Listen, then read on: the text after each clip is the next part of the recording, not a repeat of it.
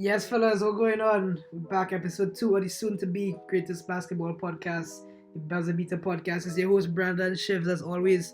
Brandon, what you going to talk about today, bud? Well, Shiv, in the past few days since we've done the first episode, we've had the Nets giving us one of the biggest surprises of the entire season. We have the Raptors coming back from the dead, maybe not fossilized yet, so they might be coming back from the dead. We also have the return of the Dawn Who cut to Doncic? against the Jazz. And we have a lot of things to talk about. We have the Golden State, and then we have the Timberwolves, you know, giving it to the Memphis Grizzlies right now. Might be putting them in hibernation. You never know. So we have a lot of things to talk about. Yeah. So let's start firstly with the huge surprise. And I have to say, the Toronto Raptors are no longer the most disappointing team in the playoffs so far. That goes to that goes to the Nets, as they are finding themselves 3-0 down. Last time we talked, it was only one, but since then 2 games have passed, and they're just going out sad, man. They're just going out real sad. In the game last night, Kevin Durant and Kyrie Irving combined for 32 points and 16 points apiece. And I don't know what's been going on with them, especially Kevin Durant. He's seemed to look human and average for the first time since probably like 2016 or 2015. So yeah, it's I don't know what's going on with him. So he's been struggling to shoot the ball so far. Trying to find the exact stats of game 2. I don't know if you have it up there. You could just tell me real quick. Yeah, I have the game three stats. Sorry, I have the game three stats in front of me. Get the game two stats. Yeah, we'll probably game 2 stats as well. I have the game two stats here. Yeah. Yeah. So in game two, oh my god, what's that picture? Right, game two. Anyway, we'll start with game three first, sure, because we could always go back to game two. Because I actually thought game three was the more stark result, because this was the game. I believe this is Brooklyn played at home. This is Brooklyn at home. Yeah. Yeah. So when they played in Boston, I really thought Boston would have taken their 2 games, and when they went back to Brooklyn, I thought this would have been the turning point of the series where Brooklyn would actually turn it on and come back. Yeah. And I thought Brooklyn would have turned it on, but they just didn't. And like you said, Kyrie Irving and Kevin Durant combined for 32 points, and Jason Tatum by himself had 39 points. I mean, you cannot. Basketball sometimes is a really simple game, and normally when you have the best player on the floor, that is exactly you're most likely going to win the game. And Jason Tatum has been the best player on the floor for this entire series. He had in that third game. Sorry? On both ends of the court, on offense and defense. The offense and defense. He's been ridiculous. If you look in this game 3, he had 39 points, 5 rebounds, 6 assists, and 6 steals. That's mad. And if you look at the eye test too, this is the first time I've seen Kevin Durant properly be shut down. Again, since like 2015 or 2016, I've never seen him this bad before. Yeah, I have absolutely no idea what's going on with him. I think the thing that we pride Durant on for his entire career is how efficient he's been. And even in this game, he was pretty efficient as well. He was over 50% from the field. He was 60% from 3-point. He was 100% from the line.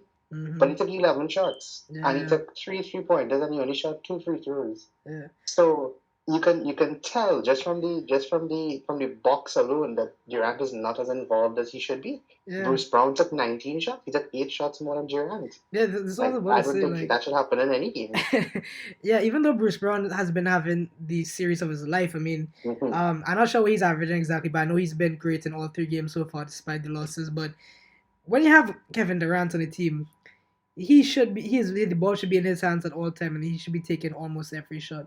I mean, in the playoffs, this is something that I don't really care about efficiency that much in the playoffs, especially like do or die games like this.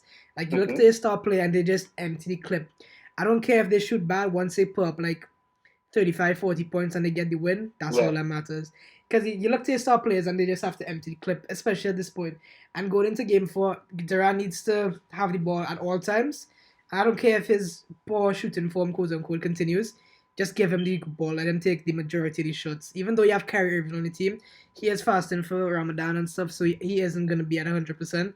So this is why Kevin Durant needs to step up. I won't say his legacy is on the line because, I mean, he's proved everything he needs to already, so I wouldn't say, like, this will be like this would be a big stay on his career, but I mean, he needs to step up. And if your team with Kevin Durant and Kyrie Irving gets swept in the first round, I think there's gonna be a massive, massive shakeup in Brooklyn come the offseason. Yeah, and I'm just looking at the game two stats now. So what happened in game two was that Durant and Kyrie combined for 37 points, and again Jason Tatum and Jaylen Brown combined for 41 points. So in every single game so far, and I believe this is true, probably except for game one because Kyrie went off in game one. In every single game so far, Jaylen Brown and Jason Tatum have been better than Durant and Kyrie. Like that's just the simple fact about it. And there's nobody on the Nets team who can keep up with both of them, and just nobody's of that kind of quality to help to stop Brooklyn in any kind of way. Yeah, I mean, looking at the series over the 3 games, Jason Tatum is leading everybody with points in almost 30 points, and he's averaging 5 rebounds and 8 assists per game. Mm-hmm. And look at the other side, the leader for the Nets is still Kevin Durant on 22 points and 5 and 5. But I don't really have the averages here, but I know Jason Tatum is having a much more efficient series than Durant. Yeah, and bro, like I said in the last episode as well, efficient Jason Tatum is one of the best players in the entire league. Like when Tatum is being efficient, or he's impossible to stop. Yeah. Like he really is. He's an absolute joy to watch when he's playing efficiently. Yeah. Well, I got the averages. So he's averaging, like I said, 30 points on 43% from the field and 36 from three and 86% from the line.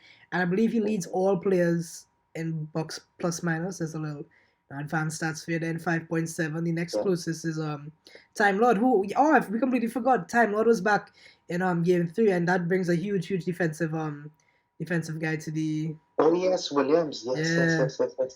Right, that's true. Yeah, he has the funniest nickname, I'm afraid, Time Lord. I don't know how he got, but yeah. Oh, actually, no, I'm wrong.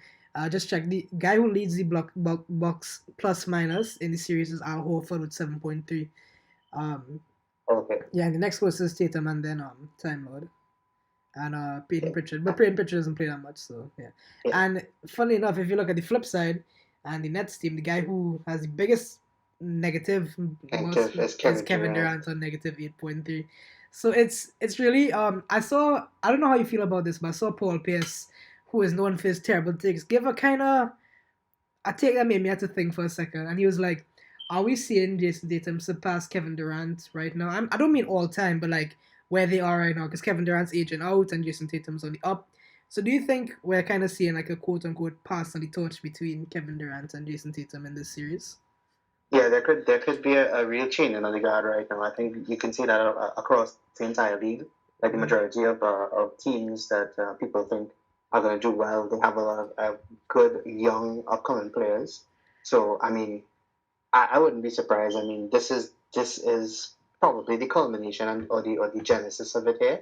Mm-hmm. But holy crap, bro! I still can't believe how badly Kevin Durant is shooting. Yeah, I mean, I cannot believe it. This also brought up another thing. Is like, did James Harden know something that none of us did behind the scenes? Because yeah, I was gonna ask you that. Do you think there's something going on like that we really don't know? Because I don't know. This is uncharacteristic from the entire team. Yeah, it's like there's no like chemistry, there's no like organization. Everything just seems to be a mess. Like there was a picture yesterday during the post game press conference where Kyrie was giving his interviews and stuff and answering questions. I don't like off to the side though, Kevin Durant was just there, just on his phone, just waiting for Kyrie to finish. And it's like normally that wouldn't be a big deal, but like when you're in a hole this deep, your 2 stars would typically be out there together giving the responses, because we've seen Kevin Durant out there with Russell Westbrook giving interviews after games when they were together in Oklahoma. We've seen him with Steph and Draymond and Clay when they were together in Golden State. So is there some riff that nobody knows about that, the cracks is finally starting to show? Has Kevin Durant been like just as James Harden was annoyed with Kyrie not playing the majority of the season? I don't know. Yeah, There could be a lot of underlying things. I also think Steve Nash not being a top quality coach doesn't help. So I mean Yeah. that's in itself. I should have also saying that Durant has had 11 turnovers in the last 2 games. That's And crazy. Like, that's I don't know if you ever saw the movie Thunderstruck, but there no, was I the actually haven't actually. so long story short, it's kind of like it's kind of like Space Jam, but like with Kevin Durant on the Thunder, where Oh, the okay. kid stole his powers, and there was a graphic Right, that right, from the right. show where over the past 5 games, Kevin Durant has had like 11 points, 467 from the field with like 17 turnovers, and like everybody is like, well, yeah, we'll never see Kevin Durant do that, and he's doing that right before our eyes in the playoffs, and it's crazy. But I don't know, man. I actually think this is a sweep, Shell. I don't know I about you, but think what do you so. think? I think so. Initially, I had Nets in 7, but there was no way I would have seen Boston going up 3-0 in the first 3 games. No way I would have seen Yeah, that coming. I think this is a sweep, and I can't. If Kevin Durant does come back from this, I think we might have to readjust but if they come back from this, the episode we're gonna have is gonna be very spicy. That's all I have to say. Oh yeah. But I mean, there are a lot of takes going around that Steph Curry saved Kevin Durant's career and a bunch of Oh wild yeah, stuff. yeah. I don't And, fully agree with that because Kevin Durant still is that guy, you know. But yeah. But just remember, Durant said there's only problem for them Boston Celtics. yeah. Well, moving on to the other game, we have I would say the next biggest set of the biggest talking point that's been going on is the Grizzlies and the Timberwolves, who currently are two apiece after the Timberwolves won last night. After another fan protest, they seem to do well whenever their fans protest. Yeah, whenever their fans protest. Yeah.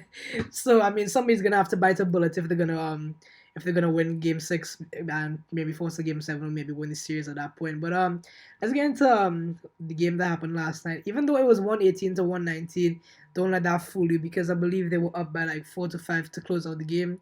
And somebody hit the last second three, but it just didn't. From the Grizzlies hit the last second three, but it ended up meaning much in the grand scheme of thing.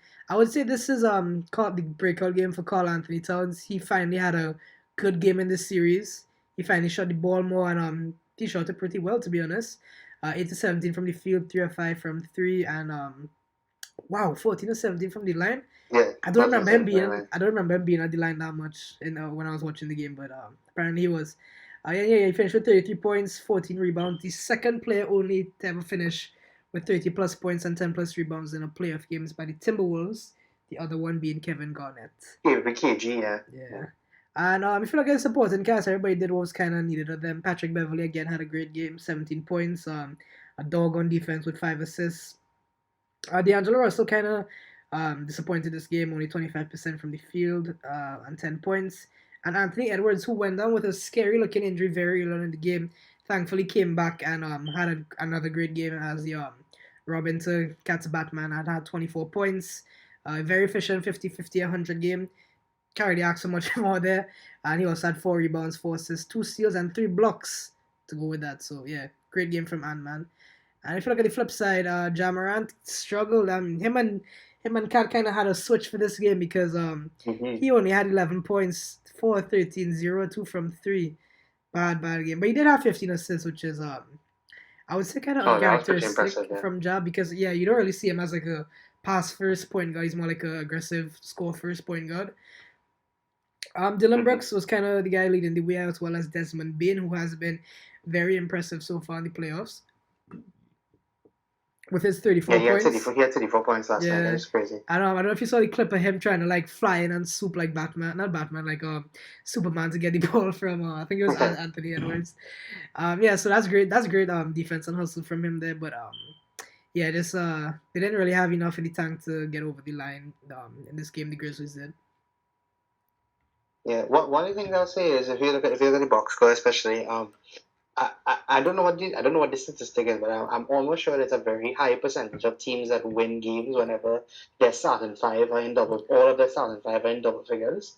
So I thought, and the Timberwolves were able to do that last night. I know Russell only had 10 points, but I mean double figures anyway. Double digit, yeah. And one thing I also did notice last night, like especially when I was watching the game, because like you said, the final score does flatter to deceive because there were many points during the game where Minnesota were way ahead, and Memphis just kept trying to claw themselves back into the game, and they just kept falling away and coming back and falling away and coming back. But if you look at how many fouls there were in the game, I think Jaren Jackson Jr. fouled out of the game because he had 6, and then Brooks Tillman had 5, Ja had 4, Desmond Bain had 5. So if you look at it like how many did Karl Anthony Towns have? He had only 3 fouls, so he was nowhere near foul trouble, and the entire Memphis starting 5 was near foul trouble. Yeah. So I think the Timberwolves did a really good job last night. Like they were ahead for a lot of the game. They did well to keep the lead. I don't even think they lost the lead at any point that I can remember last night. And even if they did, it was probably like for 1 point. Yeah, and then they lost it again. Yeah, I think the Timberwolves took the lead late in the third quarter, I believe. I don't know if I'm mixing it up with another game, but yeah, they only took it for like a moment, and then the Timberwolves went on and kept their lead basically for the rest of the game. But you say even though it was great to have all a starting 5 in double-digit figures, which double-digit points, which is great, yeah. You need some more bench production if you're gonna want to close the series out, because you can't have Malik Beasley doing his best Tony Snell impression out there. 0 points, 0 shots, 1 rebound and a turnover. Sorry, yeah. So you can't have that. And the guy that really gave you bench production was Jordan Mclaughlin. Yeah, who only 14 minutes, 16 points, very efficient 16 points. I have to say, 5 or 6 from the field, 4 from 3, 2 or 2 from the line. So he's a great spark off the bench, but that was really it in terms of bench production. I know these are the guys who come on and give you some great defense, Torian Prince and Oz Reed. But you do need some more bench production if you're gonna want to close it out. And the Timberwolves the Grizzlies kind of do have that with Brandon Clark and Tyus Jones and those guys coming off the bench. Yeah, I don't. This series has really caught my attention now. Like I am definitely zoned in on this series now, because I didn't think it was gonna end this. I didn't think it was gonna be this way. But it has my full attention now. Yeah, I'm not gonna take my eyes off this one. Yeah, I knew from the start this was gonna be on neutrals. Neutrals are gonna love this series. I believe I picked the Grizzlies in 6. I can't remember, but I did pick the Grizzlies to go through, and hopefully they do. And what's been the kind of story of this series is just it's just been runs, a game of runs, and that's kind of what basketball is as well at the end of the day. It's just a game of runs, because a team will go up by like 15 points, and then you have what happened in Game 3, where the Grizzlies came back down from 20-plus points twice in the game and ended up winning the game. So a historic fold from the Timberwolves as they blew Game 3. I don't even know how to explain this, because, like I said, it was a historic collapse. Let me get the points by quarters, because they'll kind of summarize it for you. Yeah. So in the quarter 1, Minnesota up 39-21. Yeah, 39-21. Yeah. Then they have a stink of a second quarter where the Grizzlies go about 23-12. You say, okay, you know what? It's halftime. Let's go into halftime, calm down, let's sort out, and we'll come back strong in the third quarter, which they did, 32-23. And then I have no idea how this happened. But even though it says 12 points, the first 11 and a half minutes they had 9 points. Somebody hit a late 3 points and it didn't end up meaning anything in the grand scheme of things. So don't let that 12 points deceive you. But I have no idea how you fold this bad. I can't remember these stats or so. But I think they outscored them by like 44-9 points in the last 13 minutes of the game. That is mad. You cannot close a game like this. And I think this is really where the lack of experience and the youth kind of hurts the Timberwolves. Because this was the cat stinker game, if I'm not mistaken. Yeah, 8 points, 3 or 4 shooting. Yeah, you can't have that from probably what people would argue as the best guy on the team. You can't have that and expect to win. Even if you're doing, that's your starting center. You need him to do more than that, way more than that. Yeah, not only was this a cat stinker, I thought the coach also had a stinker as well. You cannot afford to let a team go on a 21-0 run. And not call a timeout. No. Yeah. You can't do it. You just can't. Bro, how? You're watching your team collapse, and you're just like, okay, don't worry, we have it. Yeah, like I did see Charles Barkley make a very good point, and I think it's another symptom of how the league is right now. Like let's say you get to 9 points, like there's a 9-0 run, right? And you go ahead and you go back down the next way, and all you're doing is shooting threes, right? Like, and you keep missing, but they're good shots, right? But you keep missing. Yeah. Eventually, that 9 becomes 15. That 15 becomes 21, and you continuously shooting good shots But you just can't hit the from shot. 3-point range, and you're not hitting anything. So at the end of the day, like, it doesn't matter if you get a good shot. You need to score, because scoring is what the game is all about. Yeah. It's not about getting good shots. Yeah. You know. And So I think, thought it was a great point that Barkley made. I really, because I have a real problem with people who shoot threes unnecessarily. So. Yeah. And I think this is kind of the problem where the veteran of the team is a defensive guy and like you're struggling to make stops, because Pat Beverly is by far and away the veteran of this team, and he is known for his defense. So if you can't get a stop, you need to have a pure bucket getter on the other side. That okay, we on a little bad run. Give me the ball. Let me drive to the rim. Let me get a layup. Let me shoot a three, so we could start to get back some momentum and get back into this game. So it's a symptom of a bunch of things: bad coaching, a young team, and not having a aggressive bucket getter. Because in that situation, you would probably look to Cat or Anthony Edwards, and Anthony Edwards is only in the second season. Cat's been in the league longer, and like I said, he's arguably the best player in the team. This is where you look to Cat to be aggressive, and 4 shots in 33 minutes is not gonna cut it. It's not gonna cut it whatsoever. Oh, definitely not. But I mean, after that third game, I think this is going to be a very up and down series. So I think this might go to 7 now. I think so as well. I think it's going to 7 for sure. I think so. I mean, I hope so, because like I said, a neutral's delight this series is. Mm-hmm. Oh, so, yeah, for sure. Yeah. I'll still stick with my prediction of the Grizzlies, and I'll switch from Grizzlies to 6 to Grizzlies in 7. Ooh, I am going to I'll go Memphis in 7. I'll go Memphis in 7. I feel the Timberwolves have enough to take this up. Alright, yeah. So let's move on now to the Raptors and the 76ers. The Raptors stay alive and they don't get swept. Yes. As they take game 4. And I mean I saw it on Twitter a lot. Is if there's one coach in the league that you want to be 3 down against in the playoffs, it's Doc Rivers. Because we've seen him blow multiple 3-1 leads before. I think he has the record for the most 3-1 leads blown, which is not a stat you want to have. But the Warriors, the 76ers do find themselves 3-1 up, and they didn't win this game. I can't remember what happened in this game too much. Oh, I remember Freddie got injured early. You're talking about the game 4, right? Yeah. You want me to tell you what happened in the game 4? Yeah, because I watched it, but I can't remember. Embiid shot 7 of 9 from the line. That's exactly what happened. That's exactly what happened. Yes. Hey, I mean, he was talking mad about the refs, like showing favoritism to the Raptors. I'm like, dog, you should not be talking about refs giving weird calls. You are the last guy that should be talking about that. And he went after Nick Nurse and told him, don't talk about not getting calls, you know. And then proceeds to bitch about getting calls. Yeah. And even though he did have 21 points, only 7 and 9 from the line, it kind of don't want to say kind of exposed, because that's like a strong term, but not the best game from Joel Embiid. And we did see him kind of complain, and you don't like to see that. Rick Ross continues his stinkers again with 22 points. I can't say that, but 2 for 8 from 3. Yeah, and 5 for 17 from the field is not good either. 10 of those 22 points did come at the line, which is like I said, we found the Simeone in basketball. The terrorism ball continues from the 76ers. Tyrese Maxey continues to be the only bright spot on this team, but he had a stinker of a game. 4-12, 1-3 from 3. Only 11 Danny points. Green continues to be Danny Green, 2 of 7, only made 2 shots. Oh, bro. I saw him. I think I saw both shots he made, and to me, they were like huge shots at huge moments. I'm like, dog, are they making Danny Green look good in 2022? You sure, boy? Toby, not a good game from Toby either. But kind of roasted 76ers enough. Let's talk about the Raptors, because they were the ones who did eventually get the win.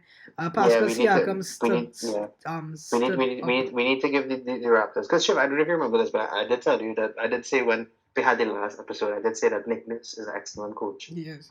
If there's one thing I know he's going to do, he's either going to take Embiid off the line, or he's going to put the Raptors at the line, which is exactly what he did. Mm-hmm. But he actually did both of them at the same time. He took Embiid off the line. I think he didn't have a problem with Harden getting to the line, because if there's one of them getting to the line, that's very much the 2 of them. Because Siakam shot 13 or 15 from the line. Mm-hmm. Ended up with 34 points. He was plus 13 for the game. Mm-hmm. He had a very all-around game. He had 8 rebounds, 5 assists, a steal, and 2 blocks. Ooh. Brilliant. So, I mean, that was really, and Gary Trent, your boy Gary Trent. Yeah, I said he's going to be the X Factor this series. I say he's going to be the X Factor. He's finally arrived at the party. He finished with 24 points. He did not have an excellent shooting game, though, but he has arrived at the party, finally. Yeah, I know. They kind of stepped up when Freddie went down because when I saw him go down, I was like, I don't know if they can pull this off because Scotty Barnes played for this series and it was a huge risk because I believe in the second or third quarter he rolled his ankle, which he's struggling with really bad. I'm like, yeah, they just hook him off. You can see he tried. He had a terrible game looking at it, but 1 of 6, 0 of 4 from 3, 4 of 5 from the line. But he did have 11 rebounds and yeah, that's about all you can really say there because you can tell that he's struggling. This isn't the Scotty Barnes we're accustomed to, not the rookie in the year Scotty Barnes. Yeah, I know Embiid has this ligament damage in his thumb. Yeah. In his thumb.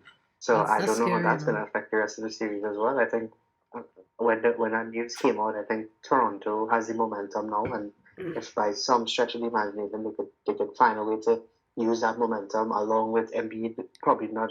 I wouldn't say not being able to shoot properly, but he's not going to be able to shoot as normally as he would. Yeah. So hopefully they could take advantage of that because I think they have all the momentum now. I think Nick Nurse has definitely found an answer. Yeah. I can't remember if I saw anything about it, but is there any updates about what happened to Freddie? I think it was something with his hip. I can't remember. But I don't remember seeing anything. About it. Yeah. Oh no, I haven't seen anything. I actually didn't see anything. I mean, hopefully he's back to for Game 5 because I mean, if the Raptors could steal Game 5 and they come back to the Jurassic Park, like you said, and they could tie it up and make it 3-3, it's definitely gonna be interesting because the 76ers do have their annual meltdown in the playoffs, and like I said, I thrive off that so much. Yeah. I think everybody's waiting for it. Yeah. Because I think as well something, I think they're like probably the most hated team in basketball right now. And I mean, I wouldn't be. I want to oppose that because I don't know who else could possibly do it. But let's just talk about Game 3 real quick. I think the biggest talking point from this game was the Joel Embiid buzzer beater and in overtime because they looked like they were about to blow it, and there was some controversy I saw because I don't know if you remember, but Joel Embiid had the ball and he had like out by the 3-point line. He was just kind of like lazy with it. And I think it was Precious who like tipped it out the side and he had to go even further back. And then there was like 0.9 seconds left on the shot clock and Doc Rivers went all the way across half line onto the court to call a timeout. And apparently there's a rule that your coach can't leave a certain area.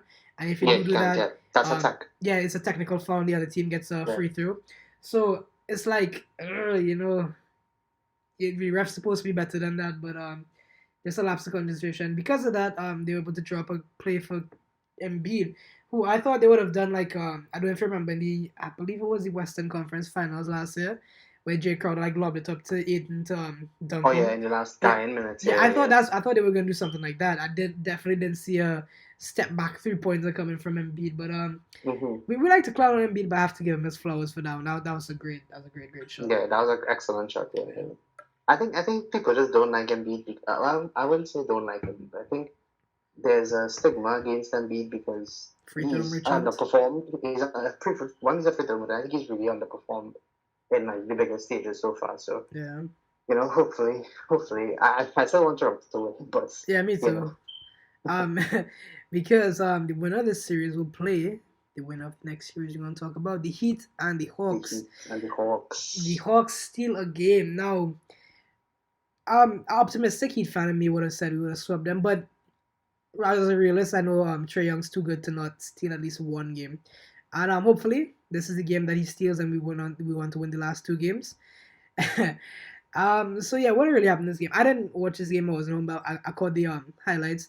We didn't. We kind of we went down early in the second or third quarter, I believe, and then like I said, basketball is a game of runs. We went on a huge run, another 20-point lead blown because we were up by a certain point. I was checking the game throughout the game score. So okay, yeah, we good. And then like some time went by and I checked and we were down by like 1 with like 4 seconds to go. I'm like, holy shit, what happened? And Trae Young happened. Yeah, like I said, he's way too good to not steal a series. He hit the dagger, and then we kind of Jimmy Butler had a very bonehead last possession play where because I look back at it, I think Bam was open in the post, and I know for sure PJ was open in the corner, and he should have Mm-hmm. just swung at the extra one to PJ because that's PJ's bread and butter, corner three, especially wide open. I would live with him, missing that shot. The Bam play was it was more risky. It was a more risky pass to make because there was so many bodies and hands in the way of Jimmy, but yeah, he kind of fumbled that. And like I said, Atlanta at home is not a fun place to be at. Like I said, they closed the season very strong at home, and they showed that again. They're very strong at home, and that man Ice Tray finally woke up.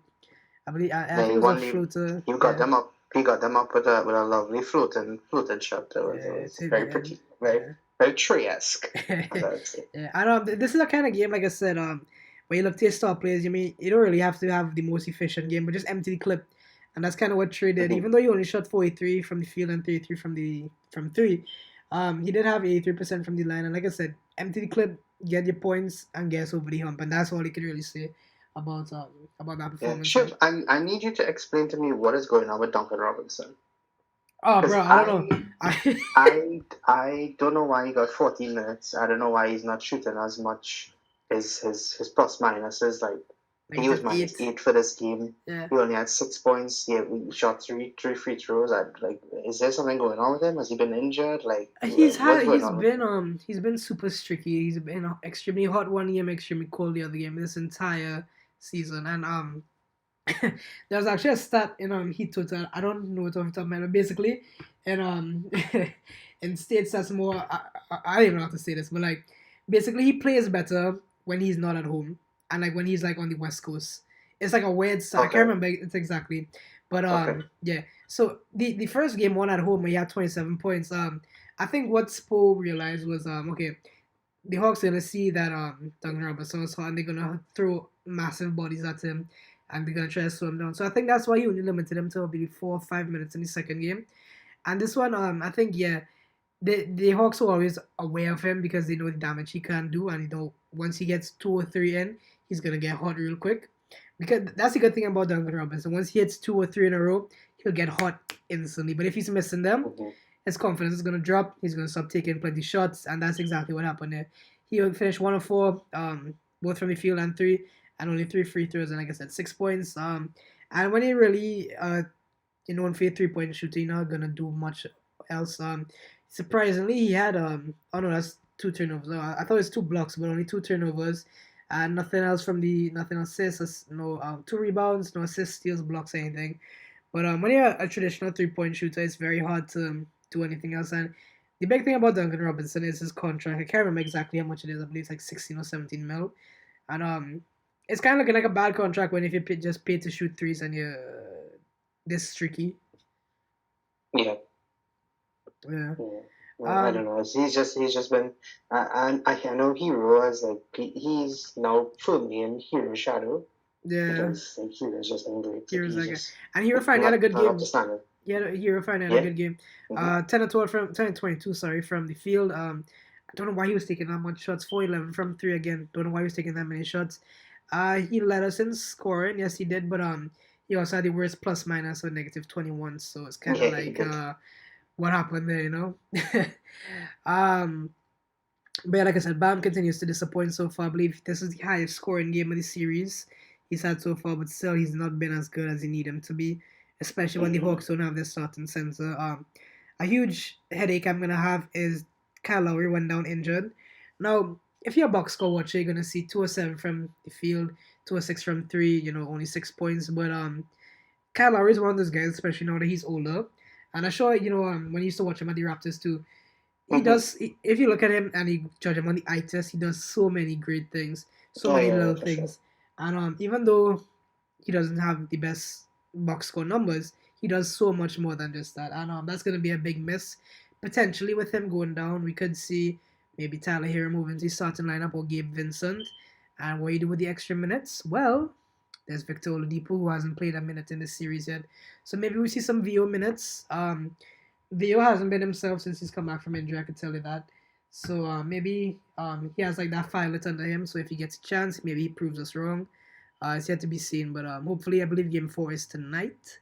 back in it is Atlanta. tonight. So we'll see what's gonna Well, happen. not tonight. I think it's sometime during the day. Yeah, I know these East Coast games happen early in the day.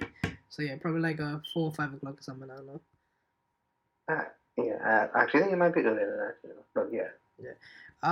Another series we completely forgot to talk about was your boys. Luka Doncic is back, but his return didn't go as planned. What happened there? Yeah, sure. If I've been real honest with you, I'm very I'm kind of upset that he played.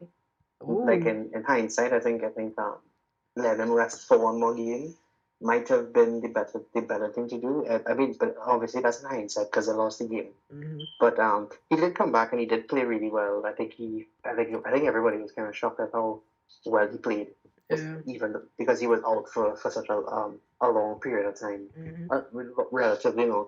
But I think the Jazz, like, they actually put up a great fight. In this game, they took it down to the wire. This game was very back and forth. I don't know if you saw this game, but it was very back and forth. Yeah, I watched it. I have to say one thing. Losing to a Rudy Gobert game winner is the worst possible way you could lose a basketball game. Now, that's just all I have to say. Yeah, what I was going to say is Gobert shot 18 free throws. They were and he hit 50% of them. They were trying the hack a Shaq thing. Yeah, and he shot 50% from the line, and then Jordan Clarkson had a crazy game. He had 25 points off the bench, 9 of 16 from the field, 3 of 5 from 3. He had an excellent game. I thought he was a real X factor for Utah yesterday. Mm-hmm. And I mean, it came down to our last possession play where Luka gave it to Dinwiddie, and he shot a far 3 from the side, and it just didn't go in. So I can't remember who it was, but there was another guy in the corner, and if Dinwiddie had I can't remember how much time was left on the clock, but if he had enough time to swing it over one more, I think that guy in the corner stood a better shot because he was wide open. I can't remember who it was. Yeah, I think it was Dorian Finney-Smith.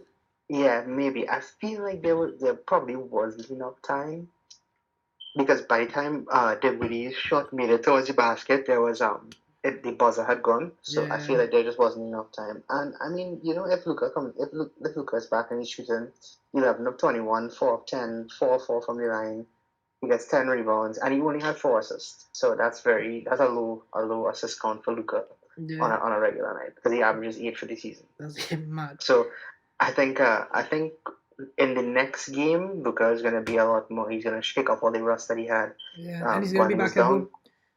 And he's going to be back at home. Yeah. So but the only thing is, I think this is going to go to 7. I think it really is. I just feel like Utah will take the game in Utah, and the home court advantage is what will get Dallas through in the end. I would say Dallas in 6 though. I think that was my initial prediction, so I'm sticking with it. Even though Luka only finished with 4 assists, he was given out so many times, but people just couldn't seem to hit their shot. Yeah. I think Utah finally figured out the Maxi Kleber puzzle. He's been tormenting them off the bench. He only had 3 points in this game, 1 of 4 from 3, so they finally figured him out. He also fouled out of the game. Yeah. Not good. But no, not good.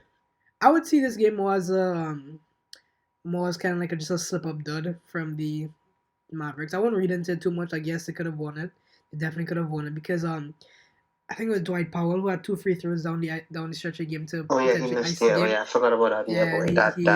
That was a killer there. Like if he made those 2 free throws, I think Dallas would have won the game. I think even because they would have been up by a point. Yeah, but like I said, I think we talked about this at the that when I talked to you about this, when I talked to somebody else about this, but free throws, they seem so simple, but they can define and change an entire season in the playoffs. Yeah. It's like 100%. Yeah, it seems so simple, and you would think teams would practice a lot, and they probably do. But it's just like, sometimes the lights get a little too bright, and people just fumble it at the bag. Going back to what I said about the Timberwolves game, the starters for Dallas all had over 10 points. You did have 3 of them having 11, which is kind of like a sus way to look at it, but. There's still some positives to take away from this game. Yeah, the bench production, however, because Kleber was 3 points, Bertans was 1 point, Dinwiddie played 24 minutes and only had 5 points, which is and they gave him the last shot. I just realized that they gave him the last shot. That's so smart. I mean, I think it's because Yeah, I think it's because it worked for them during the regular season, and that was like a big play for them. Yeah, and I think during the they regular season. doubled. But I feel like Lucas should have taken the last shot. Yeah, but I think they doubled Lucas, so I think that's why they Yeah, he was triple teamed actually, so Right, him getting yeah. the ball That's out was why good. that's why the last guy in the corner was wide open. Mm-hmm. Yeah. But But yeah, like I said, yeah. I would be happy if it's Mavs in 6, but I think it'll be Mavs in 7.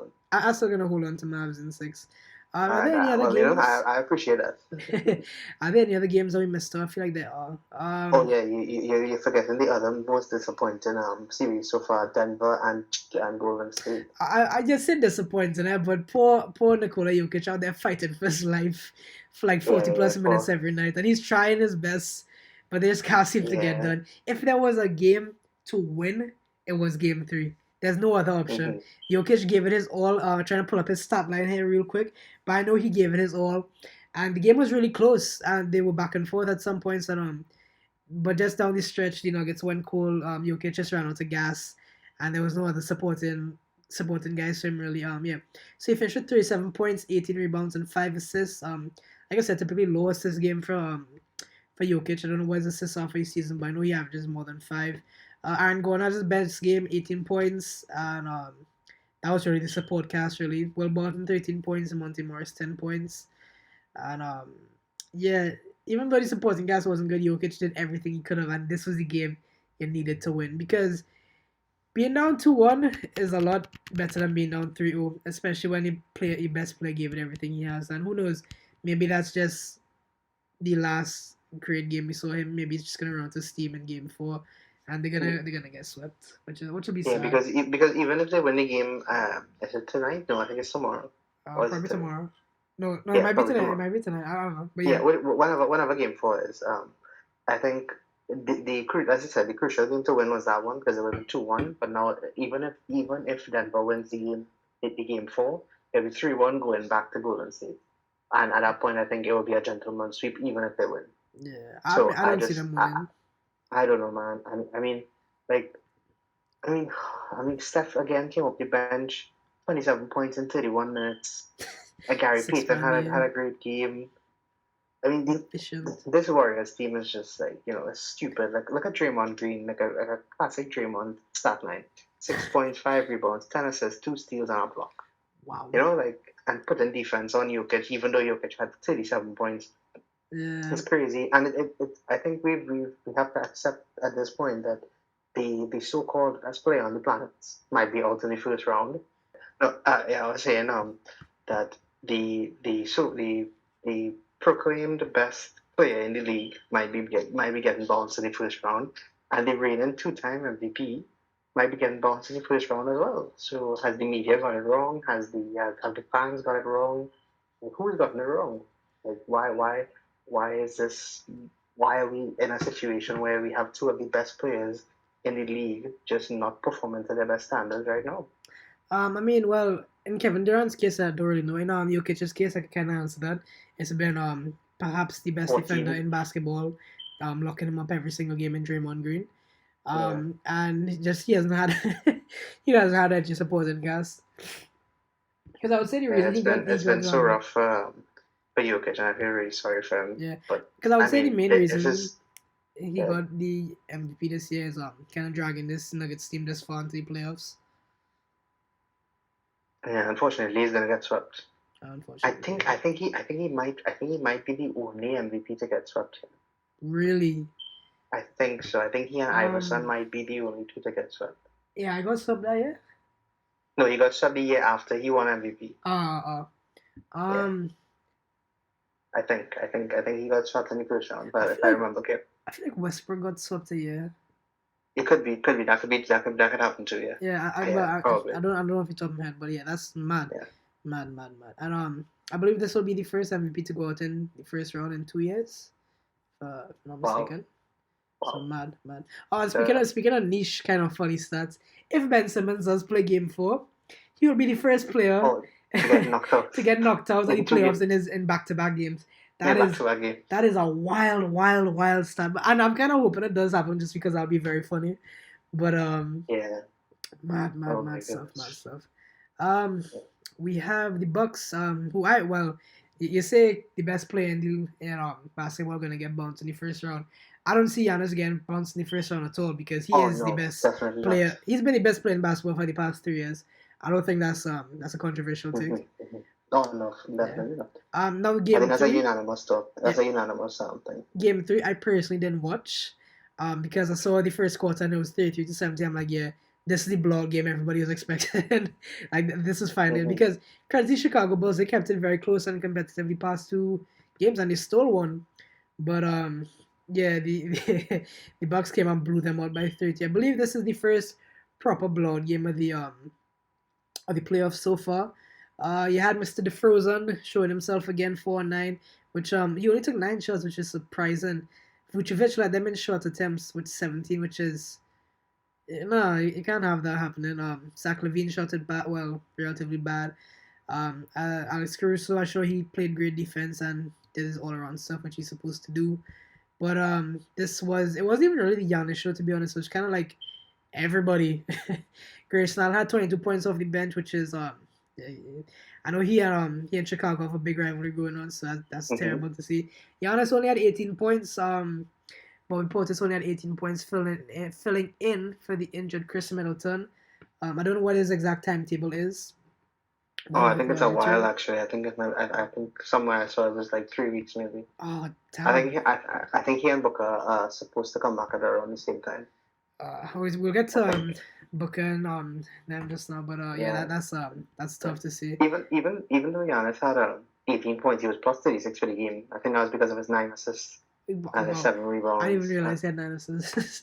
Yeah, he But had 9 assists. He was pretty good that game. I also saw a stat that said the Bucks are pretty good when Middleton doesn't play. oh, for As real? and yeah, when Giannis and Holiday play, like when you like if you use all the different permutations of the three, so if like all three of them play, I think they have like a 70% win 70% of the time. If Giannis and Holiday play, I think it's almost the same thing.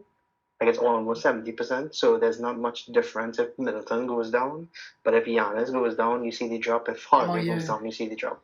yeah. I mean, that's kind of wild because I mean, I guess yeah. If you look at the three of them, I don't think it's a controversial take to say Middleton is the worst defender out of the three of them Mm-hmm. because both Giannis and Joel they are all first team All NBA defenders. Um, and yeah, so that's probably where the best between two of them when they perform the best, that's probably where that comes from because Middleton at times he can be a streaky shooter and a streaky player, but yeah, that's kind of I didn't even know that off the top of my head. That's kind of crazy, but Imagine the Bucks won and Wes Matthews played 25 minutes and had 3 points. That's why how do you allow that to happen? That's embarrassing. And like I I don't said, know, man. The there was Bulls. no really like guy you had to like stop because Giannis didn't have a good 18 points in terms of scoring. Not a really Giannis game. Expect him to have like close to 30 every night. And like I said, the leading scorer was Grayson Allen off the bench, so it's kind of like an all-rounded team effort by the Bucks there. And Yeah, if you look at I'm not. I want to make sure I'm saying this guy's name. Javon Carter. oh yeah, He had Javon 0 points and he was plus 19. yeah, how does that even happen? Like, I assume he just had some elite defense, and that's all I could really assume. Yeah, he has an elite defense. He probably played really well when he was on the court because Yeah, he took 0 shots and 0 free throws. He had 1 rebound, 4 assists, a one steal. steal, 2 fouls, plus 19. Hey, that's the greatest cardio game I've seen since Tony Snell. But Yeah. Plus 19.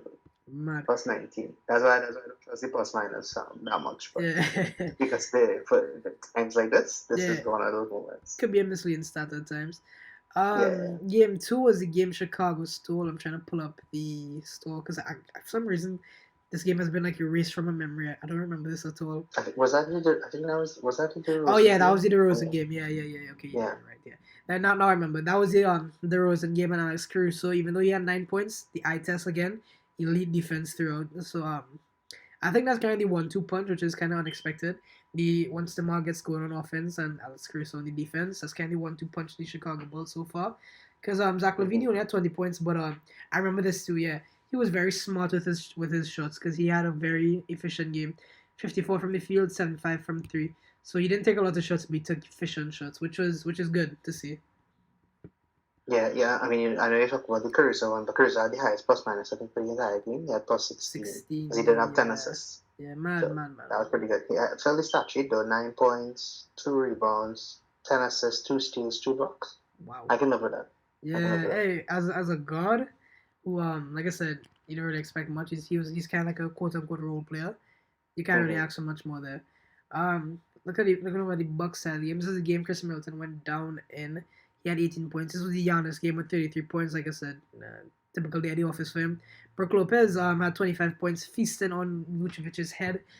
Drew Holiday and Wesley Matthews in the backcourt had a pretty okay games by their standards. And this was a game with no kind of bench production really, because I mean you have a combined 8 points off the bench. You're not really gonna win a game when you have 8 points off the bench. The Bobby Portis dropped a stinker in this game. Anybody else really dropped a stinker? Not really, to be honest. Portis only played 6 minutes, to be fair to him. I mean, yeah, true. But usually he is that spark guy off the bench, the high energy guy off the bench, and he didn't really have that, or he didn't really get the chance to do that, to be honest. Content played 23 minutes off the bench, which is surprising. Yeah, he and Grayson Allen played 21, and he played 23, and they went 2 for 10 from the field, and that's not gonna help anybody either. Yeah, you're not gonna do anything with that. And if they had hit 2 more shots, the Milwaukee win the game. Yeah, and we'll be looking at a 3-0 series, a completely different series. But yeah. I think that was just the Bucks not being able to deal with Middleton going down at the time. I think they were in a bit of shock at the time. Yeah. And I just feel that this is gonna be a gentleman's sweep now. Milwaukee are definitely not gonna drop a game from here, because they know for a fact that they just can't lose another game without Middleton. They definitely need to just try and get all these games done, and get the series wrapped up as soon as possible, because they play the winner of the Celtics. The winner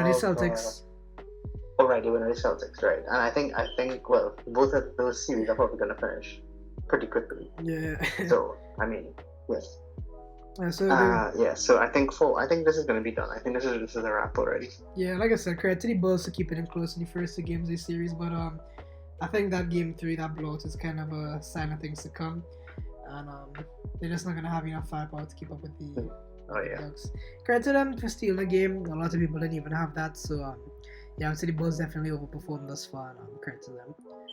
The last series I talk about is the Suns going up 2-1 after a shock. I believe we talked about a shock in game 2 where the Pelicans stole that game, but despite no Devin Booker, the Suns were able to pull out game 3, and this was a huge game, because if you go down 2-1 without probably your best player, I mean it's gonna look kind of shaky for you, if you're not gonna lie.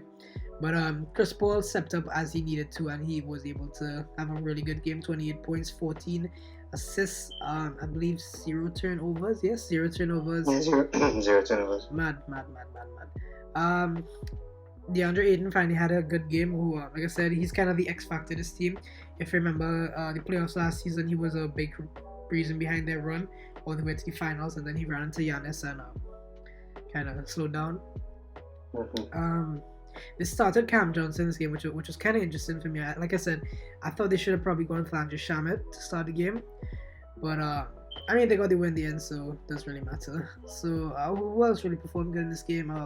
Mikal Bridges, 17 points, relatively efficient, 44%, 0-1 from 3, and then from the line. Jay Crowder finally had a decent game. My take about him being the best role player looks worse and worse by the game, even though he had a good game this one. And that's really JaVale McGee continues to have one of the best backup center seasons of all time.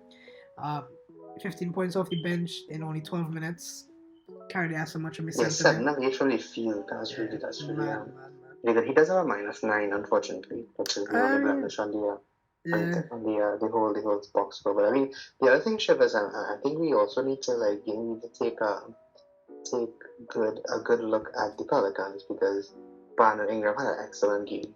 I don't think he deserved to lose, to be honest. He and McCollum did not deserve to lose. They played really good. I watched this game up until the end, and I was like, oh my goodness, are the Pelicans actually going to pull this away?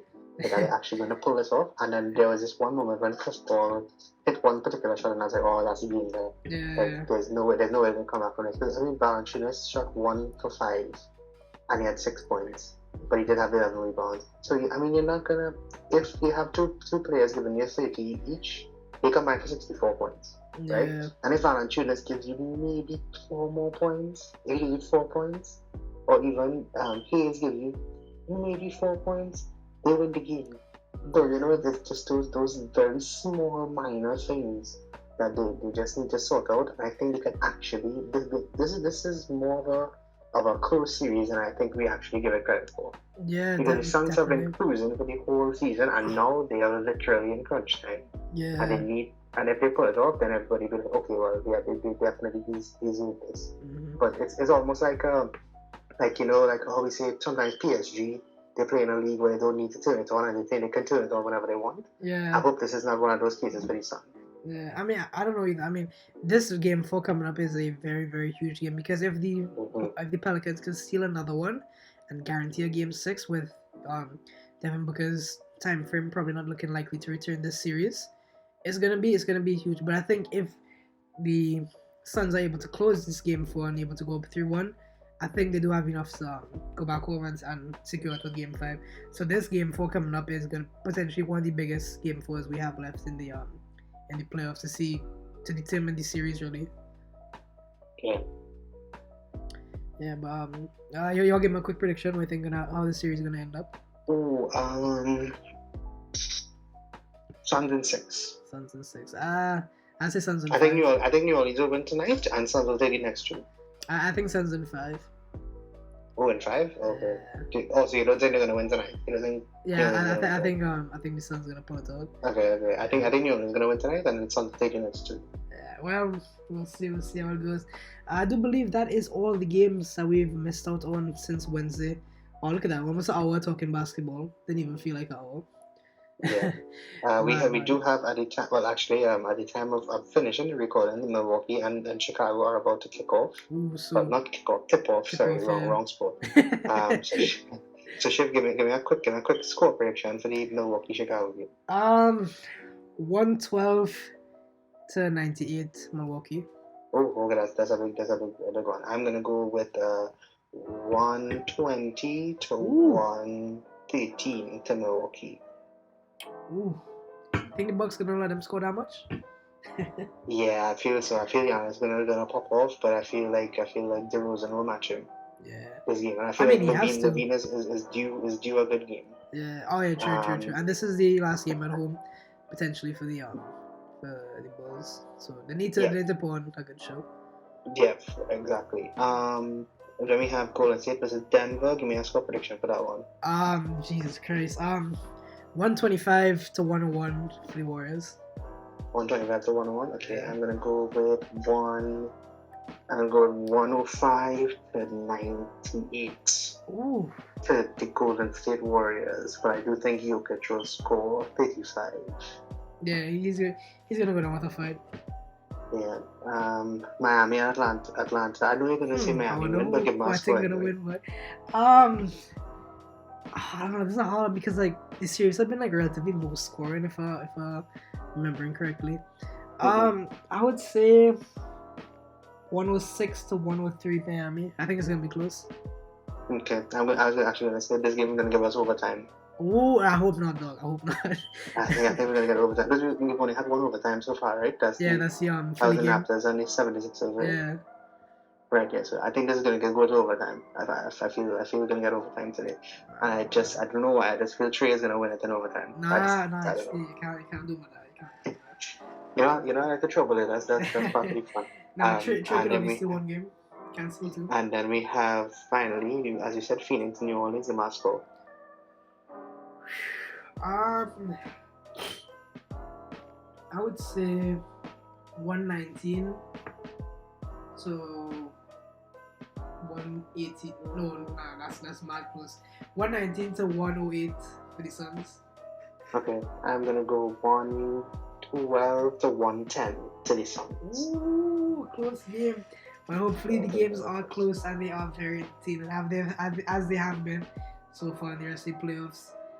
Yeah, Um, definitely. I believe we can wrap it up there, Brandon. If you have anything Yeah, else you want to say. I think we've covered everything, Shiv. I'm very excited to see. We're gonna have. I think we can only have one team potentially getting knocked out today. Yeah, So by the time we do the next episode, I think we might have less teams to talk about. yeah, Definitely. definitely. But yeah, guys, thanks for watching as always. Be sure to like, subscribe, share, all that good stuff. Be sure to tune in because episode 3 will drop at some point during the week next week.